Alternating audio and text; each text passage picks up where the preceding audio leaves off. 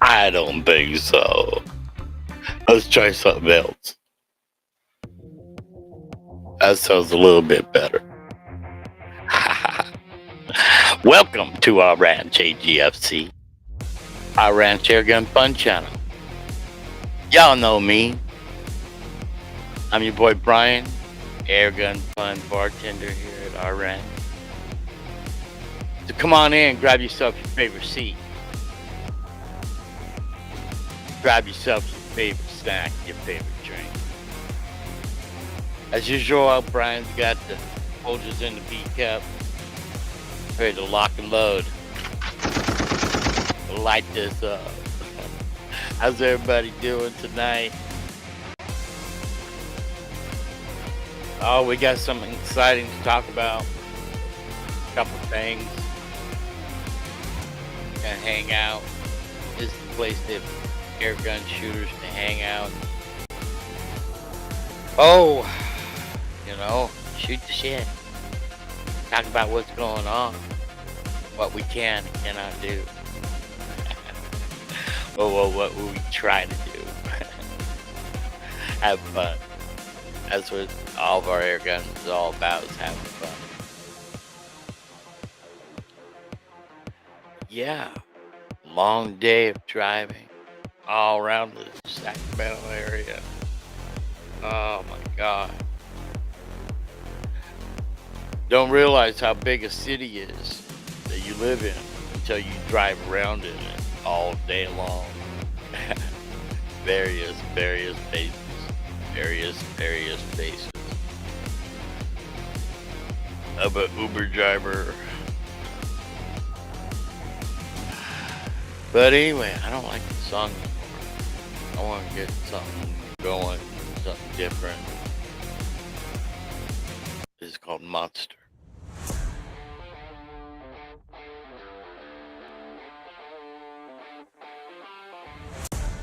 Oh yeah, that's a little bit better, huh? Well, ladies and gentlemen, boys and girls, wherever you are, whenever you are, or wherever you are going to be watching this broadcast, this live stream, this air gun fun broadcast show. I want to introduce to you a couple of friends of mine, Pinnacles, and pretty much the panel of vaccine. My friend DG Outdoors, how you doing? Let's get you in. I'm doing all right. Can you hear me? Yeah, I can hear you. Let me get this out of here. Yeah. We gotta have to do away with the music, unfortunately. Yeah. But that's all right. We're gonna be doing some serious talking about some air gun fun stuff. Air gun stuff. It's all air gun related. Even though tonight's topic is nothing to do with air guns, it has to do with the ammunition that you shoot from these air guns and what they can do. Something new. Now we live in a world, right, that robotics and technology are in existence, and it's only growing, right? Yeah. And that's where our friend Mystic 22222, an expert in that field, comes in. How you doing, Mystic? Just sleepily emerging from heat hibernation. I see. Yeah. And yes, I am certainly an expert. I am X as in has been, and a spurt is a drip under pressure.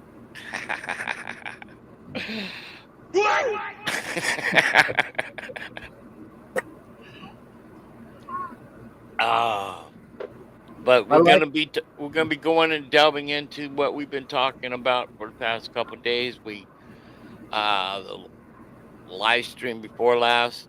If you all go back and check it out, you can check it out. We did a little pre-clip of what we're talking about tonight, and that is ammunition against drones.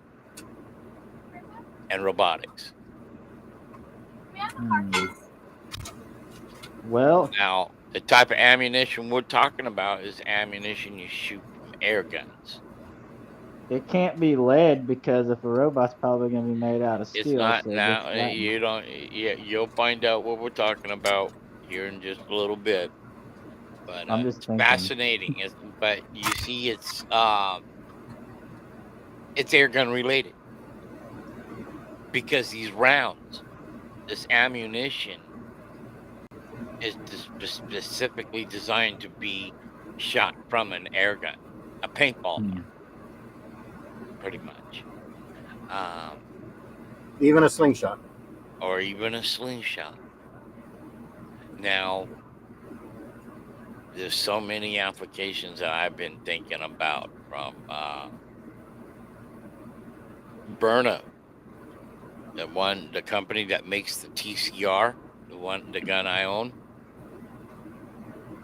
They make a shotgun shell to be fired from a shotgun, a regular shotgun, 12 gauge, um,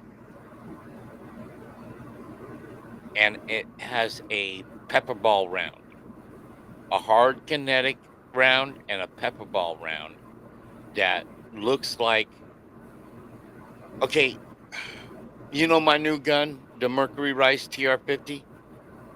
Yes. Okay, it's got this special ammunition that looks like a torpedo. It looks like a little miniature torpedo, and at the end of it is a ball of pepper, capsaicin, OC, or a hard kinetic round or powder. Okay, now Burnham makes the same thing, and it's in a shotgun shell. It's to be fired from a shotgun because it's got a primer and it doesn't and but it's not it's not I guess I don't know if it's gunpowder or not. I don't think it's gunpowder, but it's to be shot from a shotgun. I saw this air rifle shotgun they had once, and you actually fill the shell up with CO2, and that's what Okay. propels the ammo out Yeah, of the yeah, shot yeah. shell. I think I've seen the same thing before. And turn Uh, that around, if you could fill it with liquid CO2 and have it blow up on impact, CO2 boils at minus 109 degrees C. mm. Now That would be this a cold burner snap round, face. Yeah. it can be easily, you can take 3D printed rounds and have them their ball form or a light projectile shape, like a torpedo. Um, and implement like what we're talking about tonight. This company, these people, this scientists or whatever, this doctors created this whole line of ammunition to be fired from air guns at robotics and drones. And that was one of the things that really impressed me was that it looked like things that we ourselves could develop at home, make at home, and would have no Right, problem making for right. next to nothing from things that you can buy in a common craft store. Hmm. Now, um,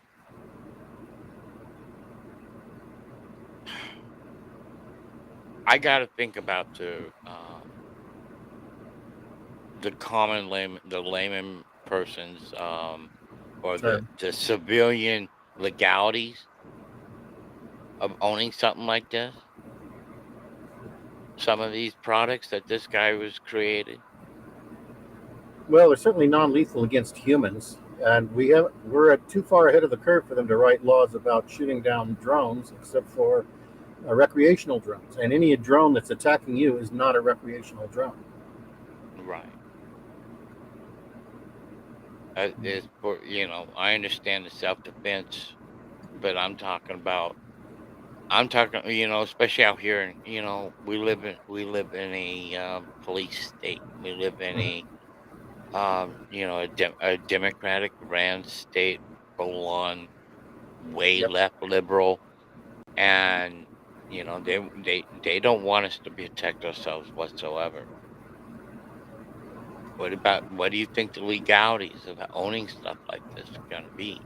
Much like ghost guns, if you make it at home, it's something you made. There's no tracing it. It's available. You never use it until you have to. And But hasn't Newsom banned I ghost have guns? no idea where that thing came from. Yeah, but hasn't he banned them? Hasn't he made ghost guns, possession of them, illegal? They're certainly trying, and it's been flip flopped. But the thing is, we're talking about the ammunition now, and they haven't even started on the ammunition yet. The Oh, only they thing have. we had, They the only have thing with we air had, guns. huh? They have with air guns. On the Yeah, but ammunition, you can Yeah, anything can especially be ammunition. Texas has I mean, passed the law, and it's going to hit California soon that they put a ban on any expandable yeah, skirted ammunition. Any expandable ammunition, yep. Well, that would include slingshots. that's like 90% of your slingshots, air gun ammo. anything that any kind of ammunition that is being hurled from a shotgun or a firearm or Hmm. a air gun Yeah, by hand. that expands, Yep. any part of that metal spans. Yeah, they made it illegal.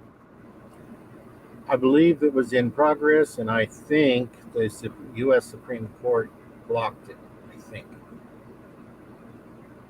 Mm, it was blocked basically with the same action that they blocked restricting ammunition on the basis of having to register your ammunition, having to have a permit for ammunition, things right. like that.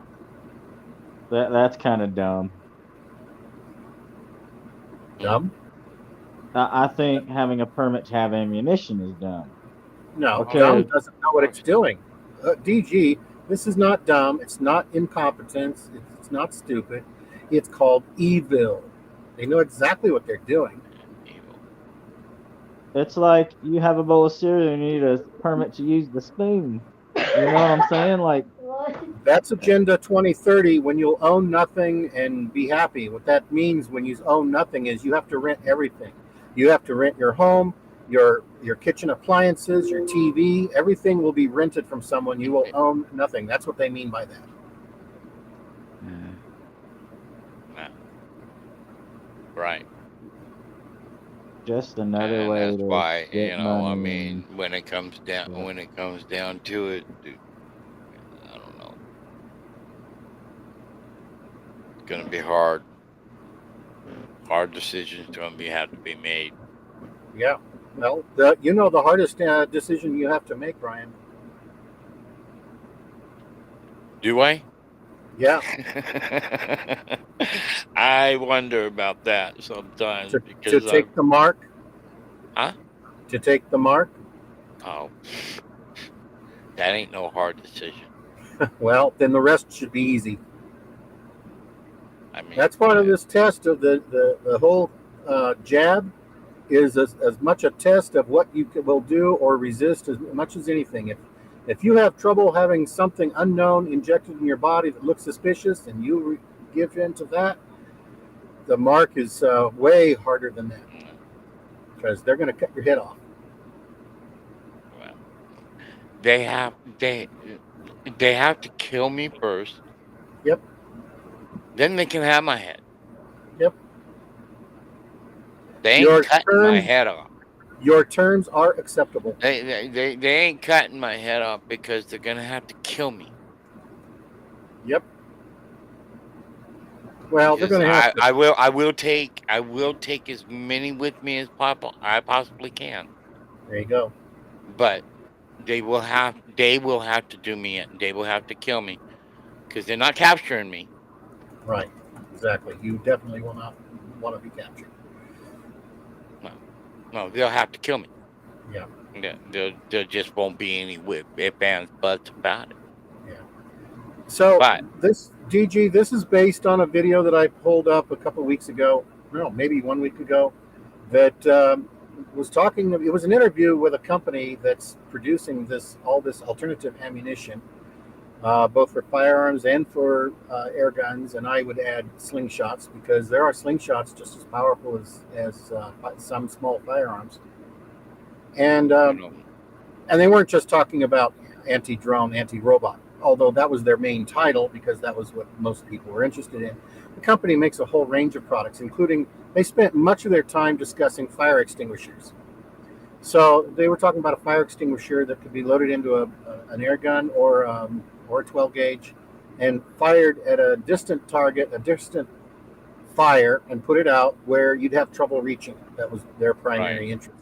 Yeah. Now, I brought up that because towards the end of that first first part that we were discussing that, I brought up that I have a slightly different way of approaching things, especially air guns. I don't try to find something that will fit into the caliber. I try to find something that will is small and light enough that an air gun can launch it regardless of its caliber, and then I simply put it on a stick of the appropriate caliber, and then it becomes essentially a small mortar. So when I talk about making a fire extinguisher mortar, for instance, it's not just a mortar to me. Okay, it's a general purpose fire extinguisher. The problem with fires is you don't know what they're going to be. Unless you're setting up shop and you know you're going to be cutting magnesium on your lathe, then you definitely want a Type D fire extinguisher. Most of the time, you don't know, so you're going to get an A.G.F.C or one of those universal fire extinguishers. So Yeah, that's I what was you about put. ready to say that there's like four different types of fire extinguishers. Yes, yes, but three of the four are in the mixes that you can get where you don't know what it's going to be.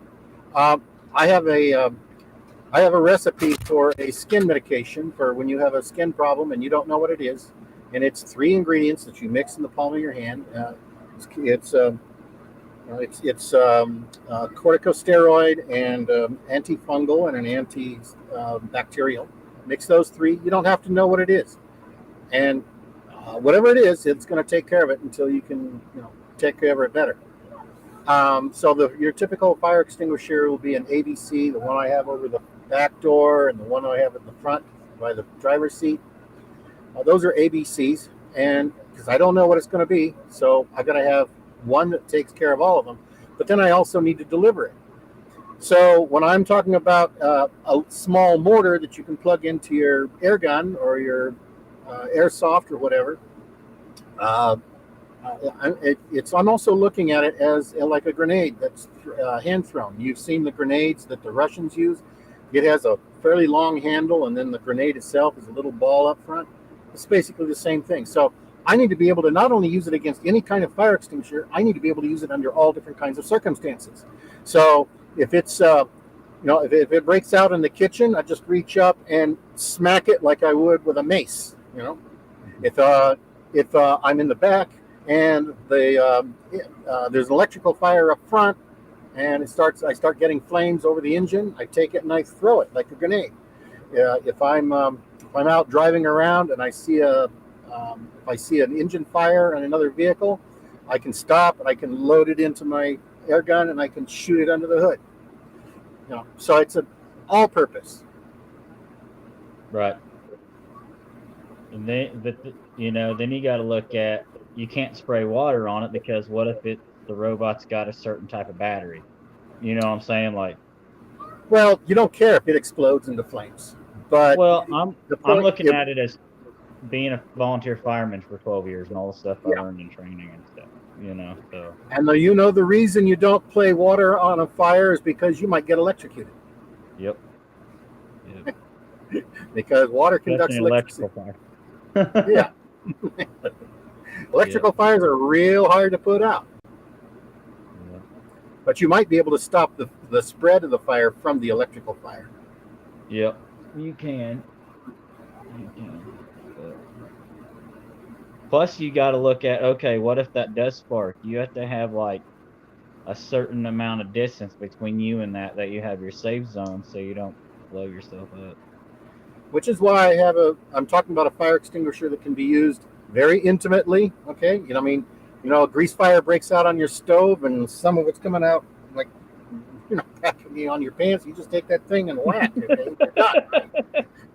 That's an intimate fire. Okay, if I gotta hit something that's 10 feet away, I throw it. If I Right. got to hit something 10 yards away, I got my air gun to do that. And then your mortar.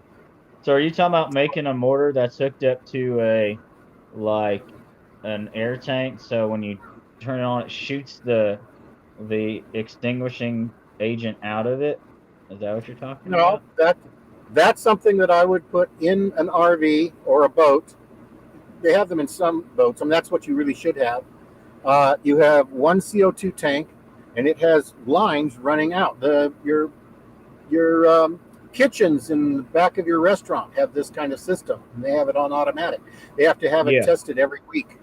They Right. put little balloons on them, and then they turn on the burners, and then the balloons go bang, and then the fire's out. Fire Yep. marshal does that every week in every restaurant. Those are Um, crap cleanup. so, a long vehicle or even a car, a lot of times I mean, you can be in a bad accident. Your car can be mangled. You can't get out. The car's on fire. It should either go off automatically, or you should be able to trigger it from the driver's seat, and it should flood the engine compartment, the gas tank, um, and maybe even some in the passenger compartment, and just put it out and buy yourself some time because nobody else can get to you and help you. You need that in your car, in your RV, in your truck. You need that air at all times. That you need it far more than you need the fire extinguisher in your home or in your office. That makes a lot of sense because it could take 10 minutes for the fire department to get there to help you, And or it could take a lot anything. longer for you to get out.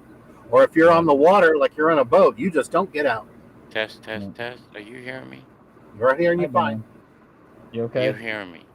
Yep. How Yeah. about now? No. See, this is what I told him yesterday. His isometric view camera has the sound, but when he switches to the face on, he doesn't. His microphone isn't working. So All I'm right, all thinking right. I'm gonna stick with this. I'm gonna stick with this camera. you I really can Have you should been switch indoor. trying to camera. chime I can in? switch them. I just can't do it the way I got it set up. Yeah, but this is your best site anyway, Brian. Yeah, you You look think good, so? Brian. Yes. It's my Absolutely. best side. He's Yeah. bringing sexy back. So I, Oh shit.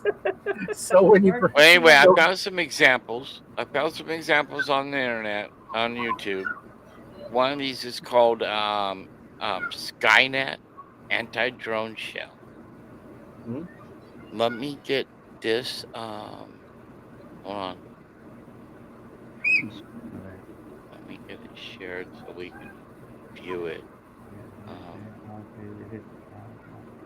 Yep, that was over that other arrow. Oh, down and by arrow. the way, before we leave the subject, a You like separate the use front? for a CO2 built into your RV is Yeah. if somebody tries to hijack your vehicle, You or blow uh, up.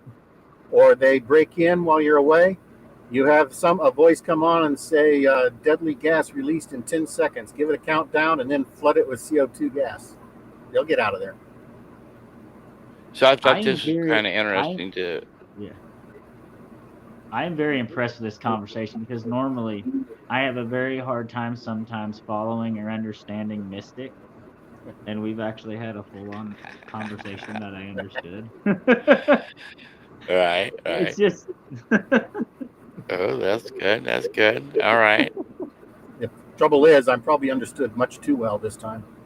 Let's check yeah. out this product, okay? I haven't watched this yet, but it looked interesting to me. Package, we got this artwork. We got a guy who looks like nothing fancy defending his mountaintop from this evil drone. And one interesting note here is the deployed Skynet here shows 6 little weights on the 6 individual strings. In reality, there's only 5, and I'm not really sure how they got that wrong, but maybe that's an earlier version or something. But looking closely at the shell here, you can see that there's 5 little metallic segments. Each segment is made out of a metal called This looks Beryllium, like and it's it's probably made a to fancy word for shoot out pot of a metal, shotgun. but it's some kind of alloy that they developed, and they use it in some other rounds that they make. And they're just using a Fiocchi primed hole. You probably noticed the kind of mangled up roll crimp that they put on this. I'm not sure how that really passed muster, but they packed it and shipped it anyway. Now, in order to give you an idea how much the payload weighs, the projectile and the string and all that, we'll tear it out with an empty shell, and that sucker weighs in at 1.81 ounces. Wow. That's quite a heavy load. And that's over 51 grams if you're confused what an ounce is. Now, the instruction sheet that was included with the package, just mostly safety stuff, not information like do you need to shoot these through a rifle choke or a rifle barrel or a cylinder bore, anything like that. But this does give you an idea of how much you're supposed to lead it, not how much you're supposed to hold over or anything like that, but it does show that these have a range from 10 feet to 300 feet or 100 yards. And you can also see at the bottom there, these have a bullet speed of 1,000 feet per second. Now, it's great you have that chart, but do you really know the difference between a drone at 90 yards or 80 yards? And can you really tell the speed? Probably not. So really, to become proficient with these, you'd have to spend a lot of time practicing and shooting a whole lot of those $7 shells. And what targets are you going to use? Are you going to use actual quadcopters as your target? Join large-scale battles with military vehicles. The online action game War Thunder has received a major update. Good afternoon, Tauflader folks. Officer Greg back here on another bright, windy California day. Hey, today we are going to try the Skynet ground-to-air anti-drone round. The idea for this came about while we were shooting your Bolo round ideas, and Jeff has crafted some jazzy Tennessee drones here out of cardboard straws, a little hot glue. Guest shooter today, however, will be Kyle the Cop. Step on here, Kyle. How's it going? Kyle from a local agency is going to be pulling a trigger for us today, so let's give it a try with a Skynet. See how it goes. It was very windy, and I'll spare you the agony of the wind noise. Anyway, Kyle is explaining that he's going to shoot the Skynet round at a range of 25 yards at a fixed target. So it's not even a real drone. All right. Something shot down there. Now, these were shot through a rifle choke, which is supposed to cause the little weights to spread out. Looks like we have good deployment. And there it goes. It's going pretty slow, too. I thought these would go a little faster. I'm not impressed. What do you guys think? He definitely hit it because we see it move, but we don't see any damage to it. Remember, this is just flimsy cardboard, not ABS plastic or anything like that. To market it as string anti-drone, around it or market anything like it as that. an anti-drone weapon and then shoot it at cardboard. Okay, number 4 shot. It's Whenever you're not ready. impressing me whatsoever.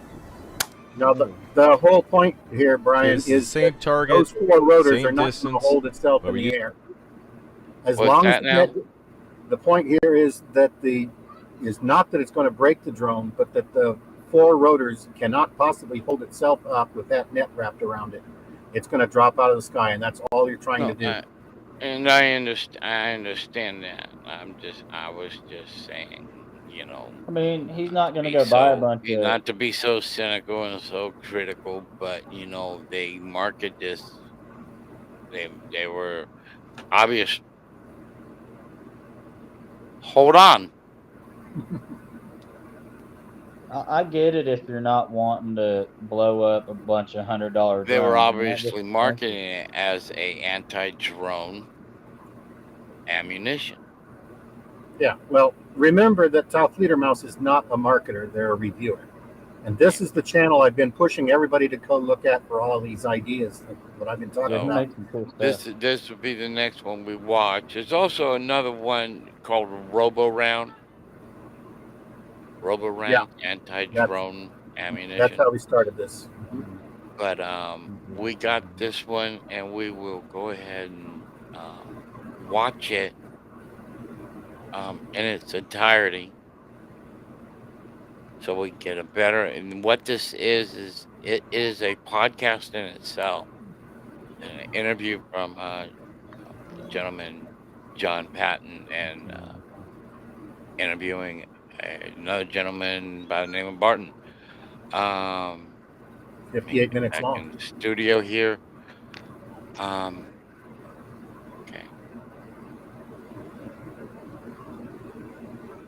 there we go.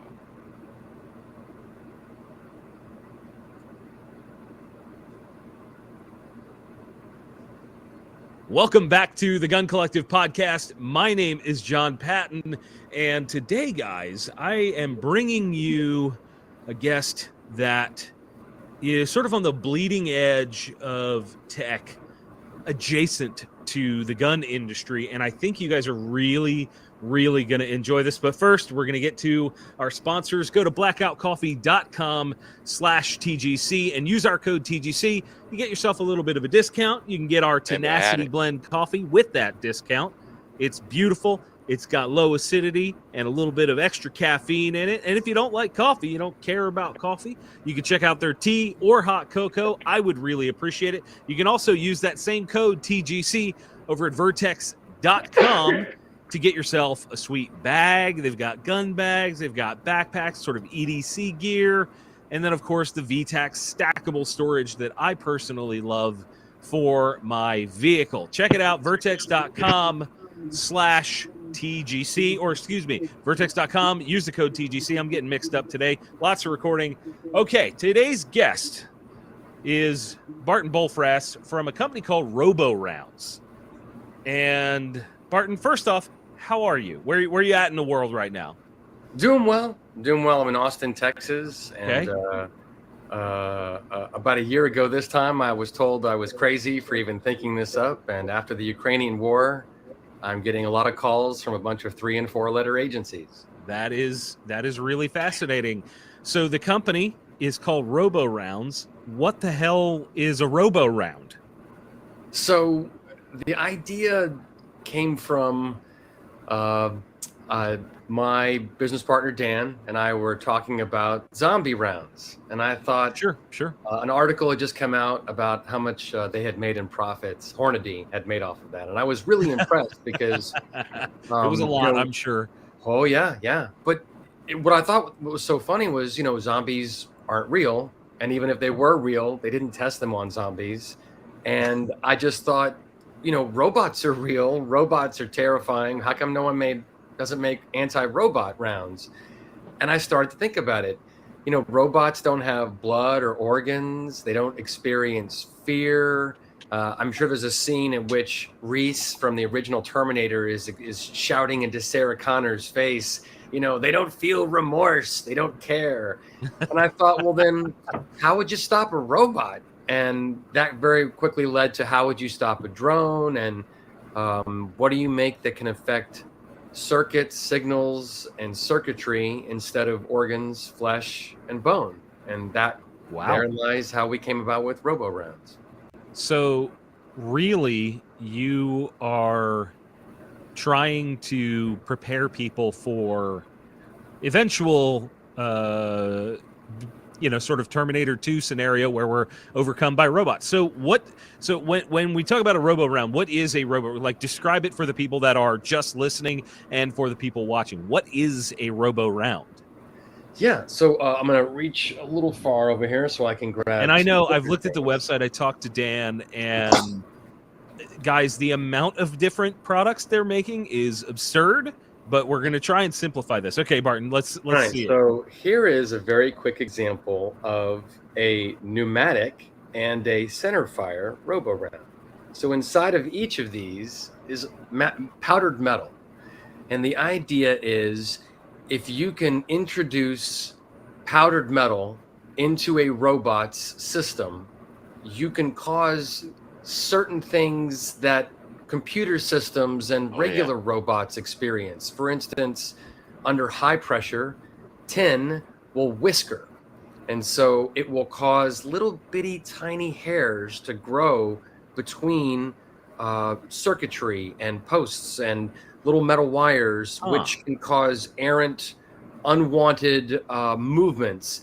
An unfortunate but accurate description would be maybe Parkinson's, where you have a shaking of the motor function that isn't desired, and as much as you want that to stop, you can't make it stop. Introducing that magnetic powders, powders that will whisker, conduct electricity. There's a whole bunch of them. So but then, We had hundreds of people join the USCCA yesterday. So I'm here in our fulfillment center. is the idea for this metallic tin powder to try and penetrate and then just make whatever you're shooting it at, for lack of a better term, freak out? Like, is there conduct? Does first of all, I don't know this. Is So it sounds like these robo rounds.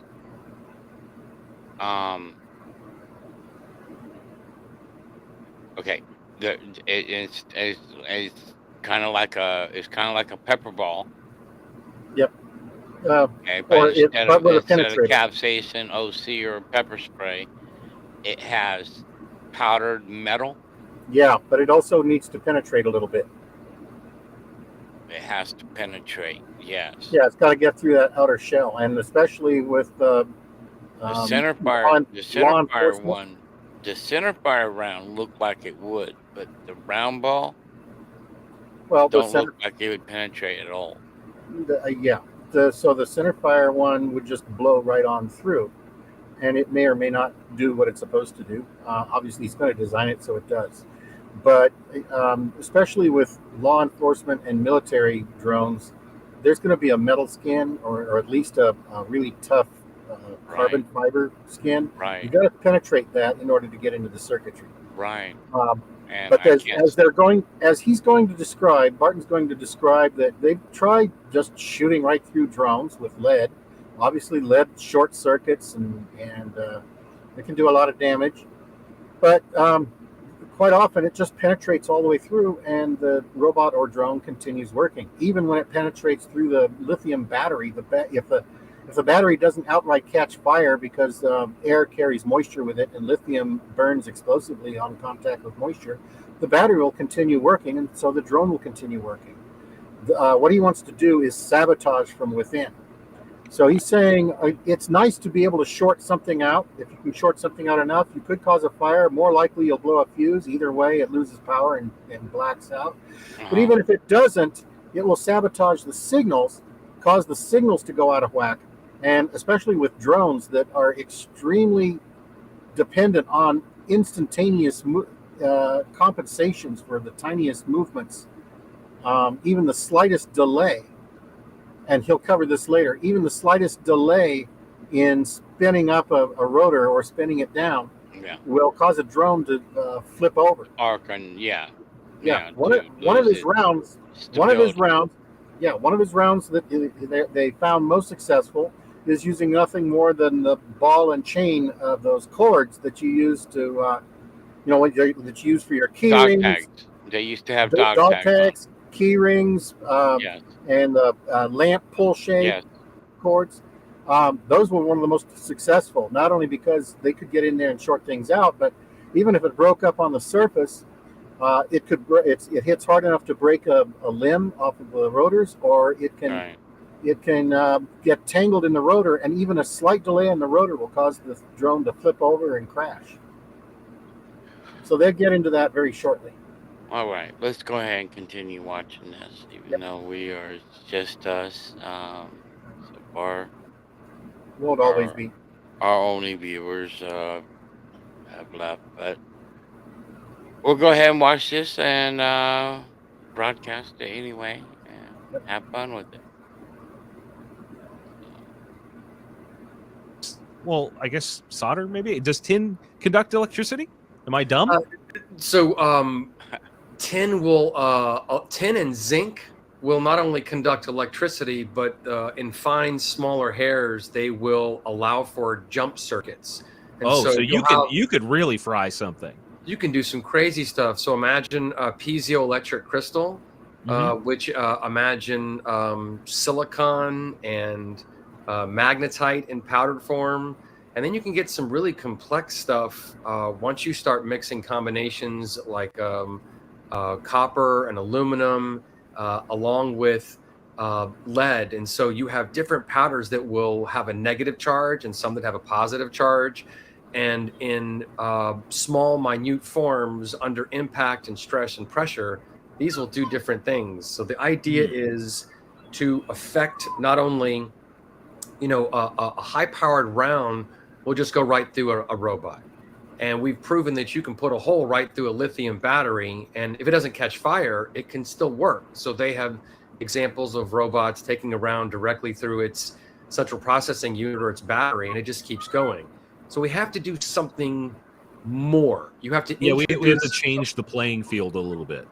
Yeah, robots don't hemorrhage. They don't experience that remorse or fear that, the Terminator discusses. But you have to be more proactive, and you have to introduce something into their sensors that can block, not only block internal stuff, but also external stuff. So then you start getting into robo rounds, the pneumatic version, which here is a metal version, and here is a plastic version. So for those of you that are just listening, these look like little paintballs. Really, that's what it's all about. Barton, we didn't talk about this before we went and started recording here, but you have stumbled into a conversation with a chemistry nerd. So I absolutely love the idea of all these different materials and then the sort of chemical and physical properties thereof. This is exciting to me. I'm geeking out already about this. So you're showing these pneumatic projectiles. Will they work in a regular paintball gun? So I brought some physical props. Obviously, you recognize the Valken submachine gun here, pneumatic, of course, and you have the pepperball gun, pistol form. But something that we like to use is the Empire or the Dyer paintball guns, because they shoot the exact same diameter. And we make an aluminum tube that holds 10 rounds specifically. We had to have these made.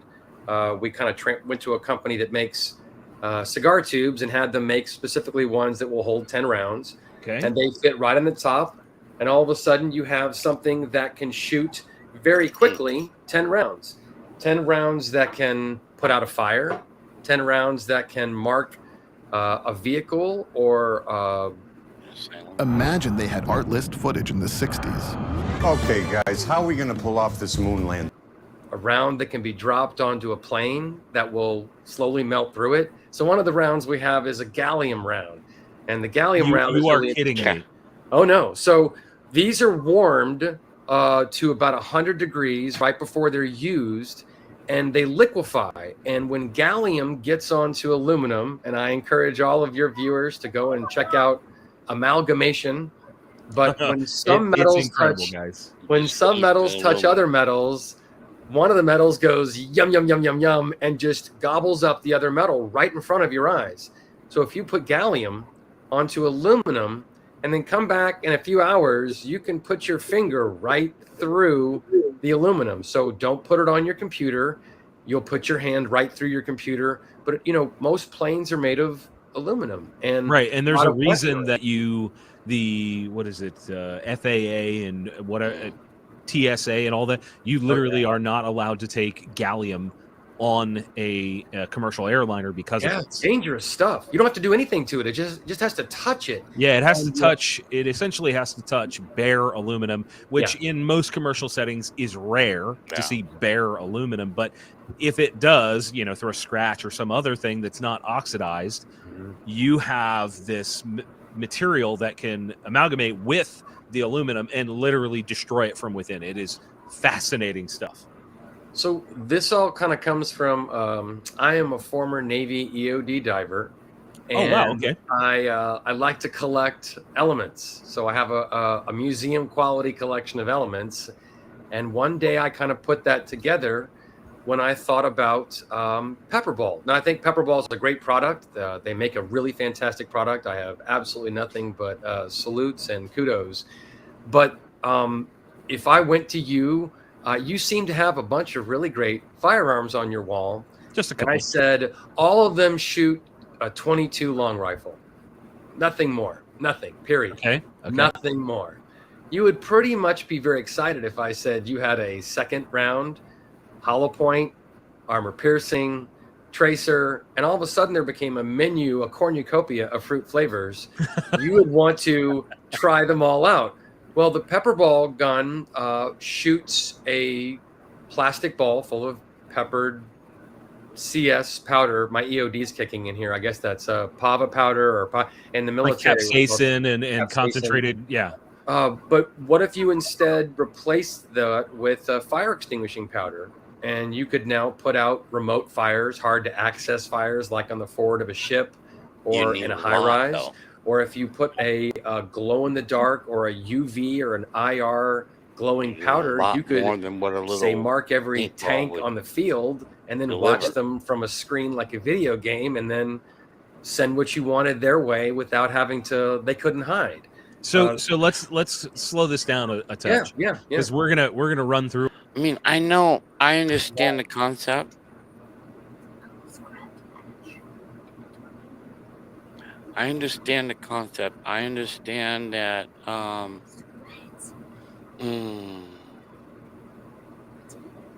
I guess with multiple rounds, it can be effective. As a fire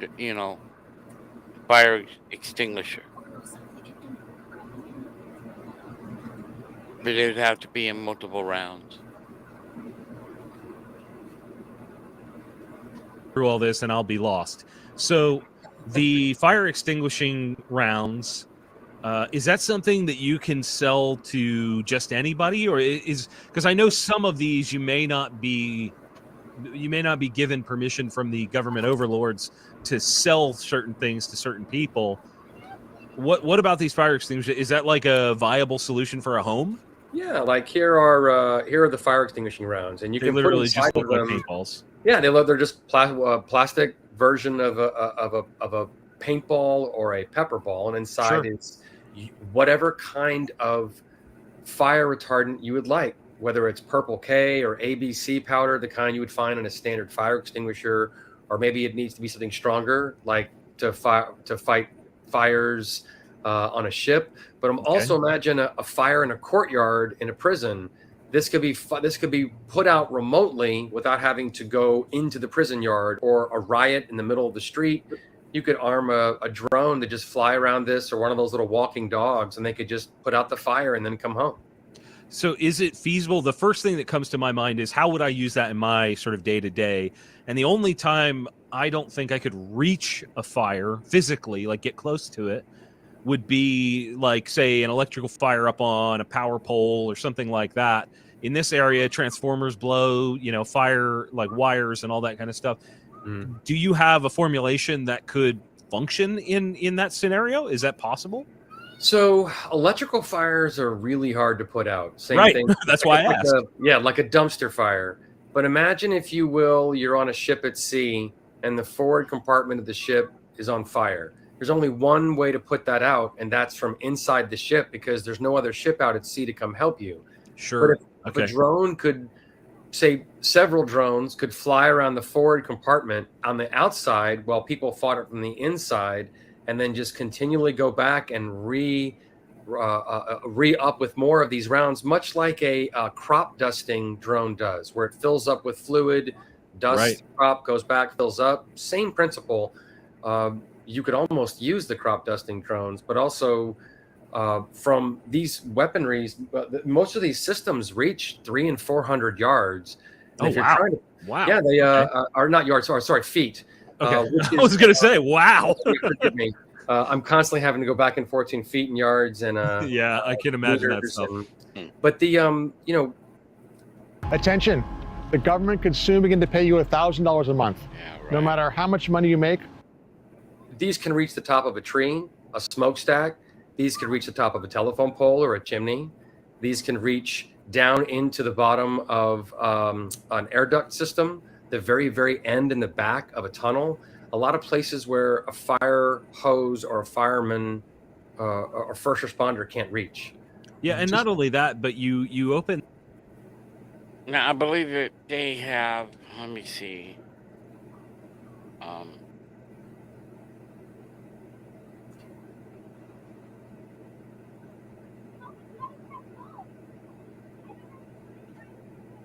pretty much don't have a demonstration, do they? No, just a lot of description.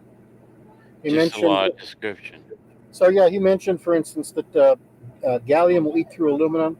I would add that if you don't have you can buy gallium on eBay. They might outlaw gallium for that very reason, but you can always use another chemical called lye, or drain opener, which does the exact same thing, actually a bit more explosively, as it generates hydrogen as part of its reaction. Eats right through aluminum, and it doesn't take any longer than the other, especially if you heat it up. And then finally, at the end they mentioned that that mercury likes to eat gold. And circuits are made of gold-plated pins, connectors, and circuit traces. Wow, fascinating. Mm-hmm. Was there any more of this that you wanted to view? This was the part that I wanted you to show in the first part, and then that's why I was asking if you wanted to review it and see if there were other parts that you wanted to show. Mm-hmm. Well, I never did get a chance to review the whole thing entirely. So they went into a lot of other different kinds of rounds for all kinds of interesting utilities. Well, we can watch it. We can watch it some more. I don't think I could reach a fire physically, like get close to it. Would be like, say, an electrical fire up on a power pole or something like that. In this area, transformers blow, fire like wires and all that kind of stuff. Do you have a formulation that could function in that scenario? Is that possible?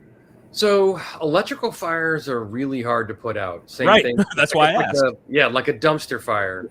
But imagine, if you will, you're on a ship at sea and the forward compartment of the ship is on fire. There's only one way to put that out, and that's from inside the ship, because there's no other ship out at sea to come help you. Sure. But if a drone could, say, several drones could fly around the forward compartment on the outside while people fought it from the inside, and then just continually go back and re-up with more of these rounds, much like a crop dusting drone does, where it fills up with fluid, dust, crop, goes back, fills up. Same principle. You could almost use the crop dusting drones, but also from these weaponries, most of these systems reach 300 and 400 yards. And wow. Yeah, they are not yards. Sorry, feet. Okay. I was going to say, wow. Forgive me. I'm constantly having to go back and forth in feet and yards, and yeah, I can imagine that stuff. But the these can reach the top of a tree, a smokestack. These can reach the top of a telephone pole or a chimney. These can reach down into the bottom of an air duct system, the very, very end in the back of a tunnel. A lot of places where a fire hose or a fireman or first responder can't reach. Yeah, and not only that, but you open up and this is just one aspect, guys. Yeah. So you open up this idea that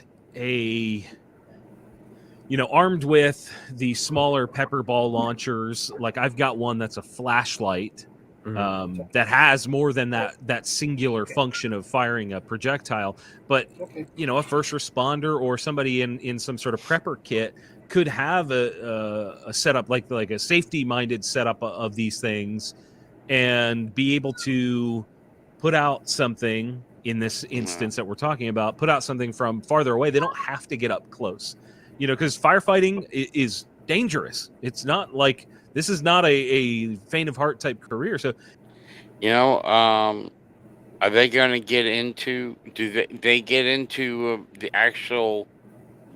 rounds far as well, no, he's already shown the 2 rounds, right? No, a little farther, let's say between halfway and 3/4 of the way through, he goes into the little ball chain, how that works, the details about how that works, where even so check this out.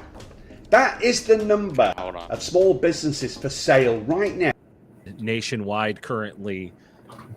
I've heard things from it is what's inside the can, and the child will say, oh, well, there's a robo round in that can.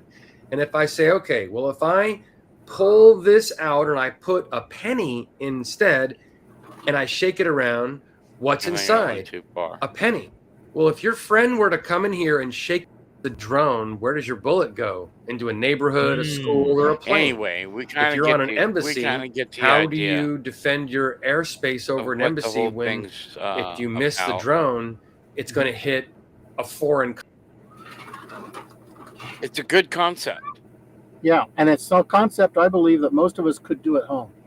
Don't have to go buy anything that's not available and probably never will be available commercially. I agree. Yeah, and yeah, it's something that we can most definitely be able to perform at home.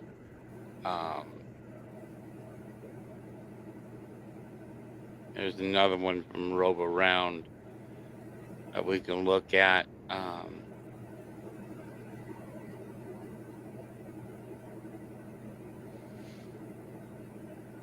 If you want to, we can look at another one. I'm dealing with the fifth crisis of the day. This kitty has just been retrieved, dripping from the swimming pool. It's the first time it's ever been soaked in its life. It doesn't know what to make of it. Oh Jesus!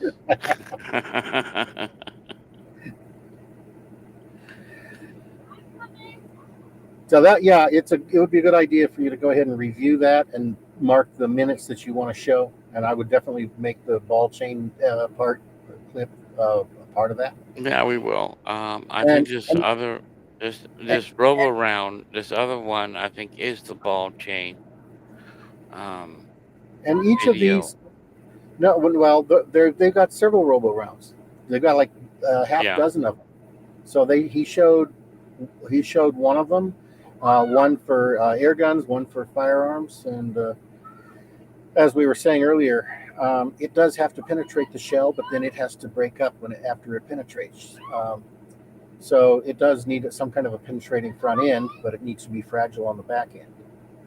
Right. So the gallium one, I can see it. I can see it as a potential, practical use. Far as destroying metal parts. Yeah, well, parts. When I think about computer parts. Yeah, when I think about the structure of a drone, I don't see really any aluminum in it. Generally, it's generally carbon composite or 3D printed or injection molded.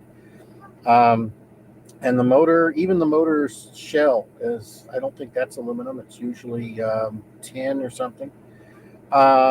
So the lye or the metal powders and the chain. I think the chain is really the most effective for drones because all it has to do is hit, and then even if it doesn't hit, it can wrap itself up. It's got 3 different ways to kill a drone that they go into detail on. The net, the Skynet, that is actually more effective than it looks for the simple reason all you're trying to do is throw a net over it. And that's relatively easy to do because just like a shotgun round, it captures a very large area. You don't have to be a good shot to do that. It's ludicrous to think of it hitting it 50 yards out. But you're not even threatened by a drone 50 yards out. It's going to be 10 feet to 50 feet, or 100 feet at most. Right. So that one's a relatively easy one, and you can do that with a crossbow. You go bow and arrow. A mortar type. And again, it's something that you could easily do at home. Now, on that particular round, they wanted it in a twisted barrel, a rifle, because they want it to spin so that centrifugal force throws those little weights outwards. And that's why the round weighed so much. It had nothing to do with the amount of energy. It's not going very fast. You don't want it to go very fast.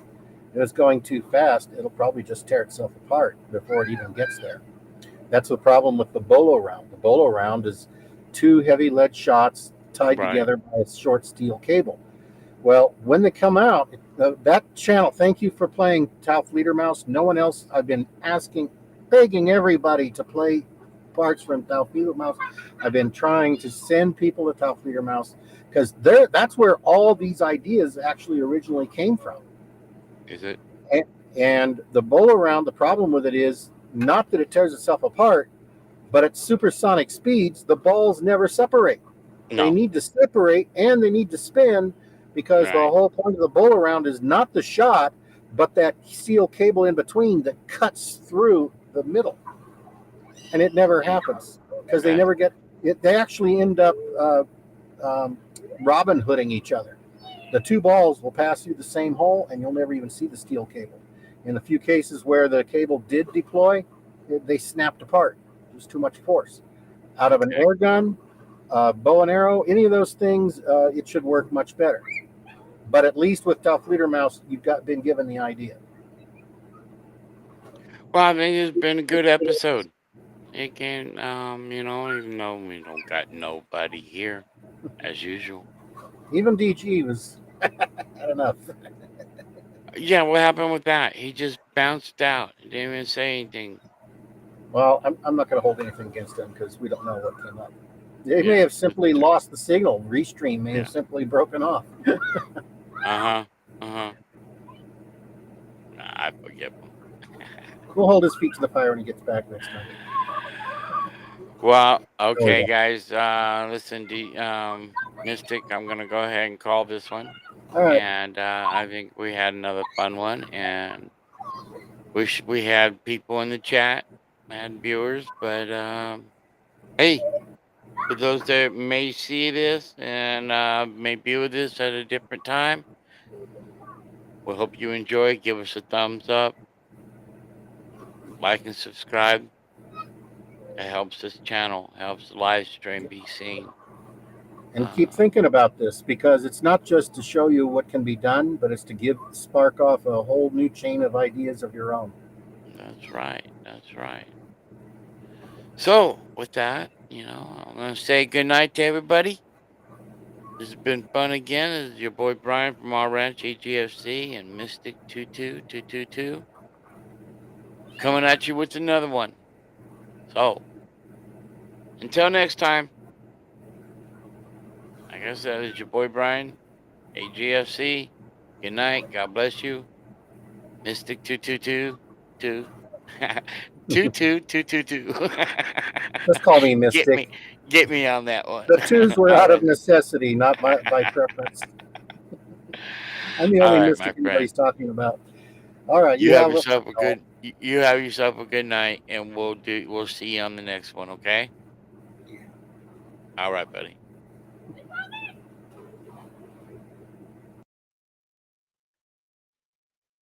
Good night. God bless you. Until the next one.